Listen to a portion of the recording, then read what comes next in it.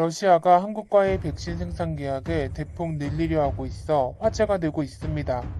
러시아는 이미 한국 코러스에 연 1억 5천만 회분 생산을 맡긴 상태입니다.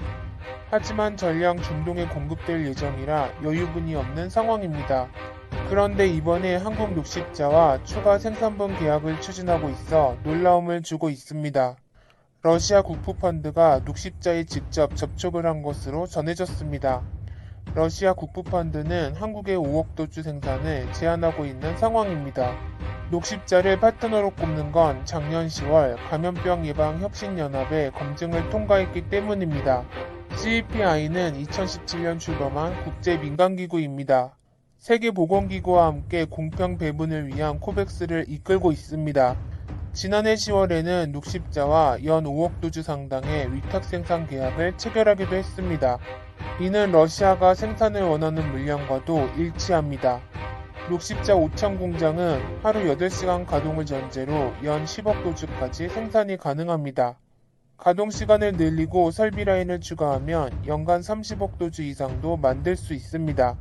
다른 회사와 계약을 한다 해도 스푸트니크 생산 여력은 충분한 것입니다. 녹십자는 일단 본계약이 체결되기 전까지는 외부에 언급할 수 없는 상황이라고 말하고 있습니다. 다만 다수의 백신 개발사로부터 제안을 받고 있다는 설명입니다. 사실 러시아와 녹십자의 인연은 더 이전부터 있었습니다. 2018년 이미 러시아 국부펀드와 협력 계약을 체결한 것입니다. 블룸버그는 세계 각국이 스푸트니크 백신을 구입하기 위해 줄을 서고 있다고 보도했습니다. 이는 세계적 신뢰를 얻고 있는 한국에서의 생산이 큰 영향을 준 것입니다.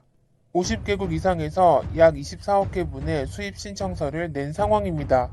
러시아 백신을 승인한 나라도 헝가리를 포함해 최소 20개국이 넘어가고 있습니다. 한국 방역당국 또한 러시아산 백신 도입 가능성을 언급했습니다. 정은경 청장은 여러가지 가능성을 다 열어놓고 모든 백신을 살펴보겠다며 상황이 워낙 불확실해 러시아 백신에 대해서도 검토에 나섰다는 설명입니다. 사실 최근 일부 백신의 효능에는 의구심이 제기되고 있습니다. 아스트라제네카, 얀센, 스푸트니크 V 모두 벡터 방식으로 개발된 제품입니다. 아스트라제네카는 아데노바이러스 5형을 전달체로 쓰며 얀센은 아데노바이러스 26형을 사용하고 있습니다. 그런데 이 둘의 효능은 기대 이하라는 평을 받는 상황입니다. 얀센은 1회 접종에 66% 효과를 보이고 있고 아스트라제네카도 60%대입니다. 반면 스푸트니크 백신은 놀랍게도 91%대의 효능을 보이고 있습니다. 스푸트니크는 1, 2차 접종 때 아데노바이러스 26형과 5형을 둘 다 사용한다는 차이가 있습니다. 특히 변이에도 효과가 탁월하고 부작용도 0.2%로 미미한 것으로 알려지고 있습니다. 이는 아스트라제네카가 남아공 변이에 10% 효과를 보이는 것과도 놀라운 차이입니다. 최근 스위스에 이어 남아공도 아스트라제네카 백신 접종을 보류한 상태입니다. 8일 기준 국내 변이 확진자는 54명으로 이 중에서 9명은 남아공발 변이입니다. 전 세계 31개국에서 발견되고 있다는 점에서 확산 대비를 해야 하는 상황입니다. 특히 모더나도 기존 바이러스에는 94%의 효능을 보이지만 남아공 변이에 대한 중화항체 생성은 6분의 1로 떨어지는 것으로 나타났습니다. 노바백스 백신도 기존 89%에서 남아공 변이에는 60%의 효과를 보이고 있습니다.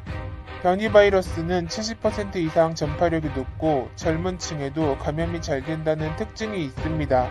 즉 변이 확산에 대비해 스푸트니크 백신을 서둘러 검토해야 하는 상황입니다.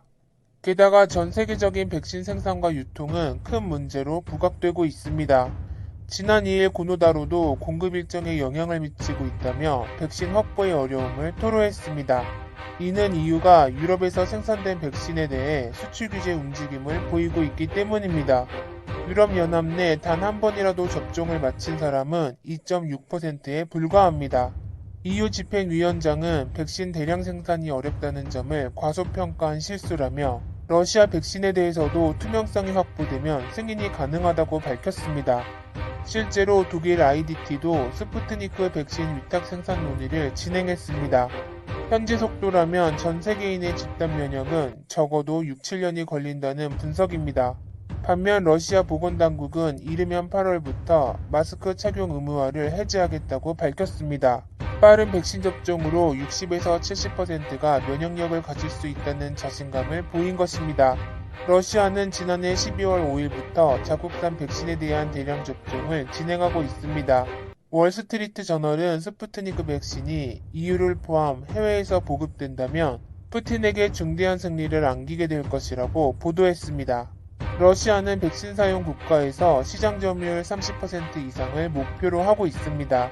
특히 2회 접종에 $20로 화이자나 모더나보다 2배 이상 저렴합니다. 게다가 냉장고에 보관할 수 있어 열악하고 더운 나라에서 쉽게 배포할 수도 있습니다. 미국 블룸버그 통신은 러시아 백신이 인류의 희망으로 급부상하고 있다는 보도까지 내놨습니다. 러시아가 인류 최초 인공위성을 발사한 이후 최고 과학적 돌파구를 마련했다고 극찬한 것입니다. 그런데 그 생산의 중심에는 한국 기업이 서고 있는 상황입니다. 러시아도 한국에게 대량 생산을 맡김으로써 신뢰를 쌓으려 하고 있습니다. 이런 백신 생산은 한국항공사의 화물 매출 확대로도 이어질 수 있습니다. 대한항공은 이미 화물 매출 확대에 힘입어 작년 2,300억 원의 흑자를 기록했습니다. 델타항공이나 일본항공 등이 수조 원의 적자를 기록한 것에 비해서도 엄청난 성과입니다. 즉 한국에서의 백신 생산은 양국 모두에게 득이 되는 상황입니다. 하루빨리 효율적인 백신이 생산돼 코로나가 종식되길 바랍니다.